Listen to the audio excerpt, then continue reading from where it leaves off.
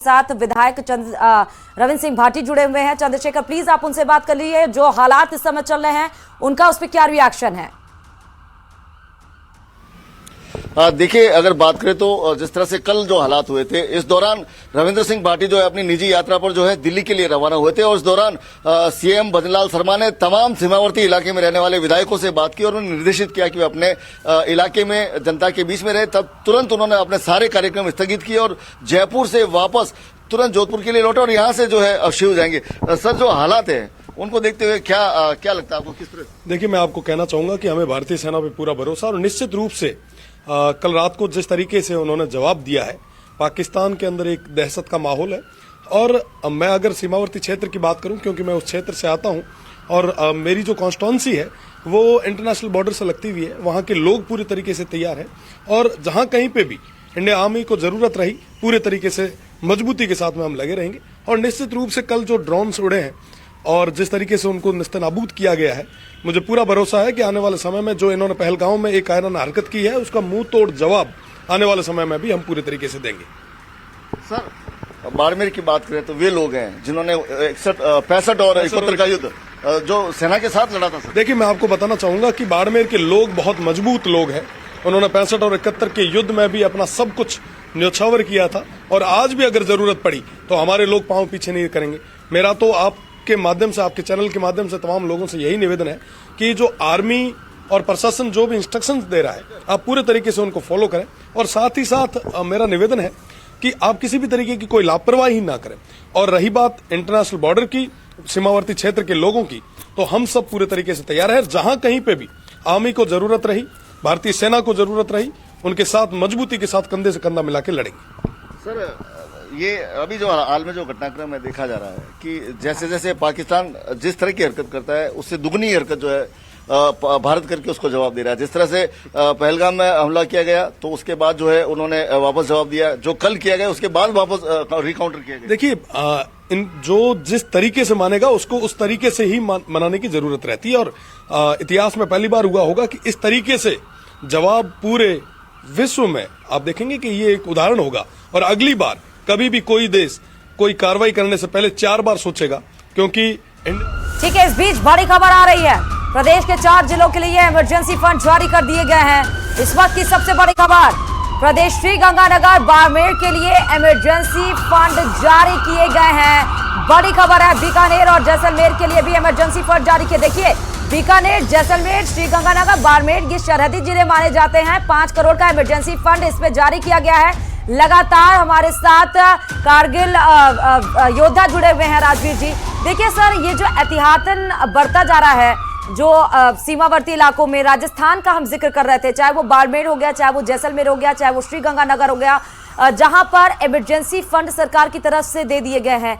5 करोड़ का ऐलान किया गया। तो ये जो हम मेजर स्टेप्स सरकारों के द्वारा लिया जा रहा है, इससे हम क्या समझें? क्या वाकई वॉर शुरू हो गया है या सिर्फ पाकिस्तान जो अटैक कर रहा है उसका हम रिटेलिएट कर रहे हैं? देखिए, अभी तक हम पाकिस्तान जिस तरह से हमारे पर नाकाब कोशिश की है उसका हम जवाबी कार्रवाई कर रहे थे, लेकिन हम पूर्ण रूप से तैयार हैं। हमारी प्रिपरेशन, भारतीय सेना को मैं धन्यवाद देना चाहूंगा, एकदम पूर्ण ट्रेनिंग के साथ में तैयार है। किसी भी तरह की स्थिति पाकिस्तान के द्वारा आगे की कार्रवाई की जाती है तो हम पूर्ण रूप से उनको जवाबी कार्रवाई देंगे। और युद्ध की स्थिति में यहाँ के लोग भी सपोर्ट करने में पूर्ण रूप से तैयार है। राजस्थान एक वीरों की धरती है, यहाँ बहुत से योद्धा हुए हैं और भारतीय सेना में भी बहुत बड़ा योगदान है। तो मैं मानूंगा कि सरकारें जिस तरह का स्टेप उठा रही है और जिस तरह के फंडिंग जो है वो जारी कर रही है, बजट जारी कर रही है, तो वो युद्ध की पूर्व तैयारियों के एक हिस्सा है और स्ट्रेटेजी है हमारी। और पाकिस्तान को ये बात समझनी होगी कि जब वो तिलमिला रहा है, अभी उनकी स्थिति अभी चारों साइड से घिरा हुआ है, राजनीतिक दृष्टि से भी वो घिरा हुआ है। यूएन हो, अमेरिका हो, बाकी देश हो, सबने उनको बायकॉट किया है और भारत सैन्य दृष्टि से पूर्ण रूप से तैयार होकर उनको बिल्कुल नेस्तनाबूद करने के लिए तैयार है। पाकिस्तान किसी भी दृष्टि से हमारे सामने आ जाए, हम अब की बार उनको छोड़ेंगे नहीं। ये बहुत दिनों से हमें गिदड़ धमकी देता आया है और इस गिदड़ धमकी से अब हम डरने वाले नहीं है। इसका अंत अभी होकर रहेगा, ये फैसला अभी होगा ही, उनका निर्णायक उनको अपने मुंह पे खानी पड़ेगी। नहीं उनको राजवीर समझना सर, पहले it is decided by what basis, किस आधार पर हम ये डिसाइड कर रहे हैं या हम इतनी स्टैंपिंग कर रहे हैं कि हम छोड़ेंगे नहीं? क्योंकि जब जब अटैक, क्योंकि ये दो स्टेटमेंट बहुत ज्यादा अहम हो जाते हैं जब विदेश मंत्री एस जयशंकर का आता है कि हम युद्ध के मोड में नहीं है, हम आगे नहीं बढ़ना चाहते। बड़ी बैठक के बाद, सर्वदलीय बैठक के बाद, जिसमें सारी पार्टीज के लीडर्स मौजूद होते हैं, रक्षा मंत्री राजनाथ सिंह करते हैं कि हम, अगर तुम हमें छेड़ोगे तो हम छोड़ेंगे नहीं, लेकिन हम मूड में नहीं है उस युद्ध के। तो जो हम ये कह रहे हैं कि अब पाकिस्तान को हम छोड़ेंगे नहीं, पाकिस्तान खत्म हो जाएगा, वो किस बेसिस पे कहा जा रहा है? वो अटैक करेगा तो हम उसको सबक सिखाएंगे, नहीं करेगा तो कुछ नहीं।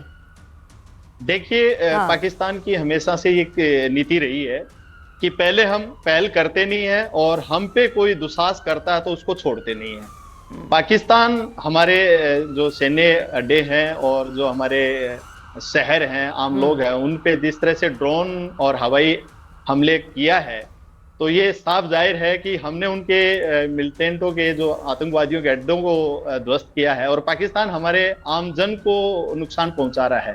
तो ये छेड़खानी पाकिस्तान कर रहा है और भारत हमेशा पहल करता नहीं है, और जब कोई दुश्मन देश भारत के ऊपर किसी तरह का इस तरह का दुस्साहस करता है तो भारत छोड़ता नहीं है। हम पूर्ण रूप से तैयार हैं, पूरी प्रिपरेशन उच्च स्तरीय मीटिंगों में तैयारी हो चुकी है और जिस तरह से पाकिस्तान हमें जिस तरह से हमारे साथ बर्ताव करेगा, हम उसी तरह का जवाब देने के लिए तैयार हैं।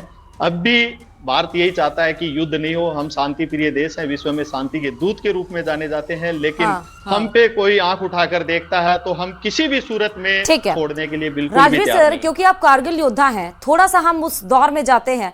कारगिल का जब युद्ध हुआ था, हम नीचे जरूर थे, लेकिन हमने फिर भी चोटी पे जाकर अपना तिरंगा फहराया, और वो ऊपर थे तब भी वो नीचे, उनको पटखनी खानी पड़ी। आज का दौर भी है जब पाकिस्तान के ऊपर डिजिटल स्ट्राइक हो गया, वाटर स्ट्राइक हमने कर दिया, एयर स्ट्राइक कर दिया, इकोनॉमिक स्ट्राइक, FATF में ग्रे लिस्ट में लाने की कोशिश उसको कर रहा है भारत। तो आप सोचिए कहीं से उसको मदद नहीं मिल रही है। तो जब इतने सारे स्ट्राइक हो चुके हैं, तो कारगिल के समय में जिस तरह से पाकिस्तान था, क्या इस समय भी वैसा ही पाकिस्तान है? देखिए, कारगिल के समय में हमारे साथ में विपरीत स्थितियां थी। भारत जो है वो स्थिति डाउन में थे और वो ऊंची चोटियों पे थे, लेकिन उसके बावजूद भी भारतीय सेना का अदम्य साहस और कूटनीति और रणनीति के तहत भारतीय सेना ने उनको पटकनी दी थी। वर्तमान में भारतीय सेना है वो अपने आप में आत्मनिर्भर है और खूब अच्छी तरह से ट्रेंड है। हर तरीके से वो अपने आप को पूर्ण तैयारियों के साथ में आगे बढ़ रही है और आमने सामने की जब ऐसी नौबत आएगी, air strike, air drone strike और इस तरह के जो पानी को रोक के हमने उनको हर तरीके से उनको घेरा है, यदि आमने सामने की स्थिति में भी आती है तो भारत की सेना, मैं आपको चैनल के माध्यम से ये कहना चाहूंगा कि भारतीय सेना है विश्व की 1 नंबर सेना है। भारत का सैनिक वह दम्बे साहस के साथ पाकिस्तान के उन नुमाइंदों को, उन सैनिकों को धूल चटाने के लिए हरदम तैयार है और इतना जोश और जुनून उनके अंदर है, क्योंकि भारत माता की तरफ कोई बुरी नजर से देखता है तो भारत का सैनिक कभी उनको छोड़ने वाला नहीं है। और वो सब हम दिखा रहे हैं, वो सब देख रही है, पूरी दुनिया देख रही है। इसलिए तो हम कह रहे हैं कि हम कैलकुलेटिव, फोकस्ड और नॉन एस्केलेटरी स्मार्ट मूव हमने इस बार किया है, हर प्रूफ के साथ। बकायदा क्या अटैक किया, अटैक के पहले प्रूफ दिखाए कि किस वजह से हम अटैक कर रहे हैं और कहां अटैक कर रहे हैं। और कल ही MEA की प्रेस कॉन्फ्रेंस हुई जब विदेश सचिव विक्रम मिस्त्री ने दिखाया कि देखिए पाकिस्तान की सेना है और आतंकियों को जब मारा गया तो कैसे उनके जनाजे, उनके जो शव हैं वो तिरंगे में लपेटे गए हैं। तो बकायदा प्रूफ ही है। लेकिन सर, मैंने आपसे ये पूछा, कारगिल में जो स्थिति पाकिस्तान की थी 2025 में, जब air strike, water strike, digital strike, economic strike, सारे स्ट्राइक से वो गिरा हुआ है, तो इस समय इसकी स्थिति क्या है? वैसे ही स्थिति है या कमजोर, और भी कमजोर है? देखिए, पाकिस्तान उस समय चारों तरफ से गिरा हुआ नहीं था, वो हमारे ऊपर हावी था, लेकिन वर्तमान दौर में पाकिस्तान विश्व के, और ये आम पहाड़ी नहीं है, इसके ठीक पीछे LOC है, इसके ठीक पीछे LOC है, बॉर्डर के बिल्कुल नजदीक ये लोग रहते हैं। और आप समझिए कि इन लोगों को कितना अब डर लग रहा हो, क्योंकि ये गांव कभी भी फायरिंग की जद में आज तक नहीं आया। 65 की लड़ाई हुई, 71 की हुई, 47 की हुई, सीज़फायर का उल्लंघन हुआ। जी, ठंडी कसी, मैं रात से ही बोल रही थी कि ठंडी कसी इलाका है रजौरी का, जहां पर ये लगातार फायरिंग हुई है और 1.5 से 2 से 2.25 घंटे तो लगातार।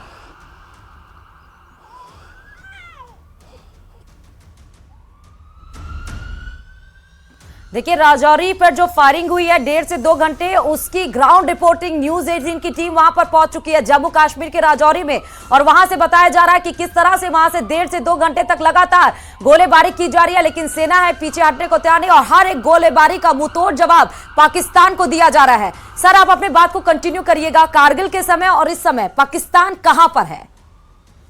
देखिए, पाकिस्तान की स्थिति पहले से बेहद कमजोर है। पाकिस्तान अपने आप में कमजोर पड़ता नजर आ रहा है। वैश्विक दृष्टि से पाकिस्तान है वो अलग थलग पड़ा हुआ है। हमने उनके सारे रास्ते बंद किए हैं। हमारी राजनीतिक दृष्टि से भारत बहुत मजबूत स्थिति में है।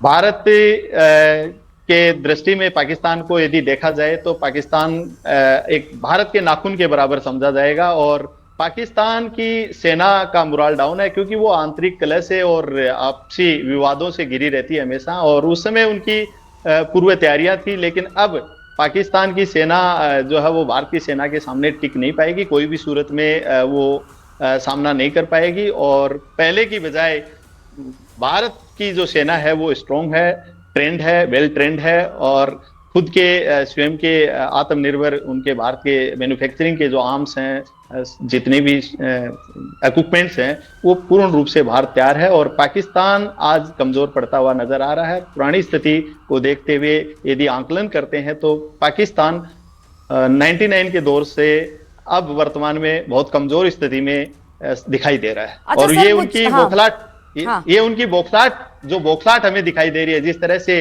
एक कहावत है कि जब भेड़िए की मौत आता है तो वो गांव की तरफ भागता है, तो पाकिस्तान इस तरह की छिटाकशी कर रहा है, वो उसकी बौखलाहट है, और ये भारत इस बौखलाहट का मुंह तोड़ जवाब देके और उसको नेस्ताबूंद करेगा, ये तय है। हमने एयर स्ट्राइक की, एयर स्पोर्ट्स रोक दिया, हमने डिजिटल स्ट्राइक की, चैनल्स बंद कर दिए गए, इंटरटेनमेंट स्ट्राइक की, इंस्टाग्राम वहां के जो सेलेब्स थे उनको बंद कर दिया गया, बैन कर दिया गया। हमने स्पोर्ट स्ट्राइक कर दी, PSL कैंसिल करना पड़ा, जो सबसे बड़ा मैच होने वाला था, स्पोर्ट्स स्ट्राइक भी हो गई उन पे। हमने वाटर स्ट्राइक की, चिनाब नदी सैलाब डैम को हमने खोला ताकि बाढ़ आए, और बाढ़ से पाकिस्तान हम मतलब डुबो कर भी मारने के लिए तैयार हैं। हम वाटर स्ट्राइक तो किए ही किए, उसके साथ ही हमने एयर स्ट्राइक भी की, और हमने साथ ही उसकी टेररिज्म पर अटैक भी किया। और वो अब पाकिस्तान ये कह रहा है, और इकोनॉमिक स्ट्राइक FATF में ग्रे लिस्ट में लाने की कोशिश हम कर रहे हैं, मतलब सारी स्ट्राइक्स हो चुकी हैं। उसके बाद पाकिस्तान आतंकियों को खुली छूट दे रहा है। हाफिज सईद को किस बेसिस पे? सारे 9 आतंकी ठिकाने हमने ध्वस्त कर दिए। बहावलपुर में हाफिज सईद का जो ठिकाना था उसको खत्म कर दिया, तो वो खुली छूट है किस आधार पर दे किस रहा है? अभी क्या बाकी है जिसपे स्ट्राइक करना बाकी है, जो पाकिस्तान तब घुटने टेकेगा भारत के सामने? देखिए, पाकिस्तान मजबूर है, पाकिस्तान आतंकी संगठनों के दबाव में है, पाकिस्तान की स्थिति बहुत कमजोर पड़ती जा रही है। पाकिस्तान को आतंकी संगठन है वो मैनेज करते हैं किस तरह से। आप देख रहे हैं कि पाकिस्तान की सेना को, पाकिस्तान को दर्द हो रहा है जब आतंकवादी, पूरे विश्व आतंकवाद से लड़ रहा है। भारत ने पाकिस्तान के 9 आतंकवादी अड्डों को ध्वस्त किया है, नेस्ताबूंद किया है।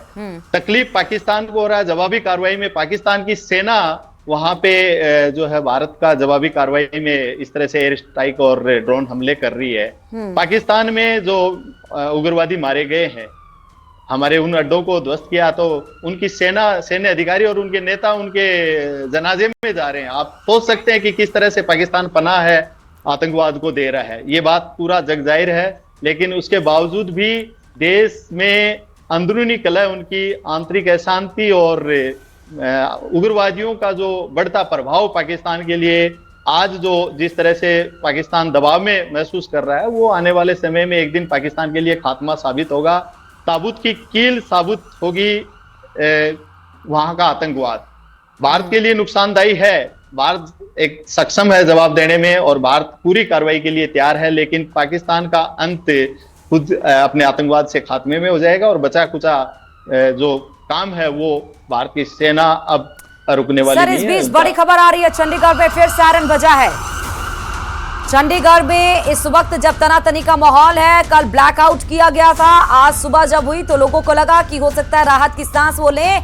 राहत की सांस आप जरूर लीजिए, क्योंकि आप महफूज हैं, क्योंकि सेना आपकी अलर्ट मोड पर है और बाकायदा अपने पूरे सिस्टम के साथ तो ब्लैकआउट कल किया गया था चंडीगढ़ में, लेकिन एक खबर फिर से आई कि फिर से सायरन बजा। अब ये सायरन देखिए, जब सायरन रुक रुक के बजता है तो इसका मतलब अलर्ट है, लेकिन अगर सायरन एक साथ बिना रुके बजता है तो इसका मतलब कि अब रेड अलर्ट से ग्रीन अलर्ट हो गया, यानी कि स्थिति सामान्य है।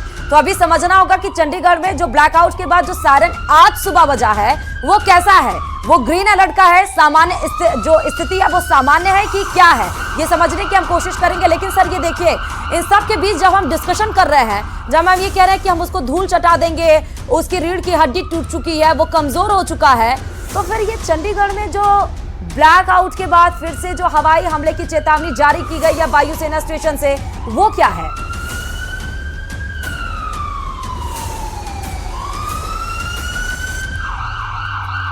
तो बड़ी खबर इस वक्त ये चंडीगढ़ में फिर सायरन बजा है। चंडीगढ़ में फिर सायरन बजा। कल यहां पर ब्लैकआउट किया गया था, लेकिन आज सुबह जब हुआ तो फिर से सायरन बजा है। कल ब्लैकआउट किया गया था क्योंकि पाकिस्तान के द्वारा कई सारे एरियल अटैक किए गए थे, कई सारे ड्रोन दागे गए थे, लेकिन S-400 के तहत हमने 50 से ज्यादा ड्रोनों को नेस्तनाबूद कर दिया। लगातार